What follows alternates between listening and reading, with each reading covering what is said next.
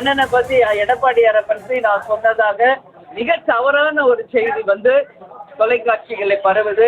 அது தவறான ஒரு விஷயம். எங்க கட்சி நிர்வாகிகள் ஆலோசனை கூட்டத்தில் நாங்கள் கலந்துரையாடுவோம். அப்போ அவங்க கேட்கிற கேள்விக்கு நான் பதில் சொல்லுவோம்.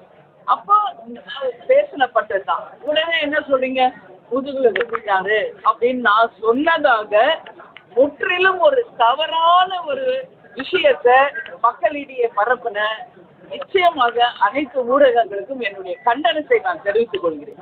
நாங்க சொல்லாத ஒரு விஷயத்த நான் சொன்ன மாதிரி நீங்க சொல்லக்கூடாது. அந்த வார்த்தை என் வாயில வரவே வராது. நான் இது வரைக்கும் பேசினது கூட கிடையாது.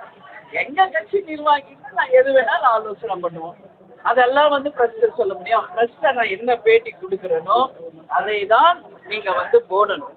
அதை தவிர மாற்றி மாற்றி பிரிச்சு நீங்க உங்க சுயலாபத்திற்கெல்லாம் நீங்க அதை யூஸ் பண்ணீங்கன்னா பத்திரிகையாளர்கிட்ட இன்னைக்கு நான் மேல்மருவத்துல அம்மன் முன்னாடி கேட்டுக்கிறேன், தயவு செஞ்சு என்கிட்ட பிரஸ் மீட்டுக்கு வராதீங்க. இனிமேல் நான் அவ்வளவு தூரம் உங்களுக்கு ரெஸ்பெக்ட் பண்றேன். எந்த ஆளு டெய்லி உங்களை கூப்பிட்டு பிரஸ் மீட் கொடுத்துட்டு இருக்காங்க யோசிச்சு பாருங்க.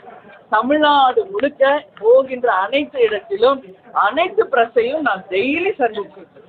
அப்படி இருக்கிறப்ப நான் சொல்லாத ஒரு விஷயத்தை பதிவு செய்த அனைத்து ஊடகங்களுக்கும் தேமுதிக சார்பாக என் சார்பாக என் கண்டனங்களை இந்த நேரத்தில் நான் பதிய வைக்கிறேன்.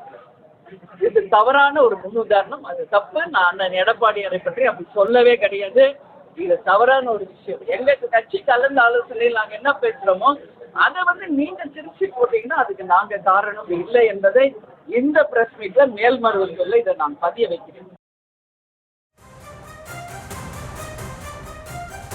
ராஜ்யசபா சீட் வழங்குவதாக இபிஎஸ் முதுகில் குட்டி விட்டதாக முன்னதாக பிரேமலதா பேசியதாக செய்திகள் வெளியான நிலையில் அதற்கு மறுப்பு தெரிவித்து செய்தியாளர்களை சந்தித்து பேசிய அந்த காட்சிகளை பார்த்தோம்.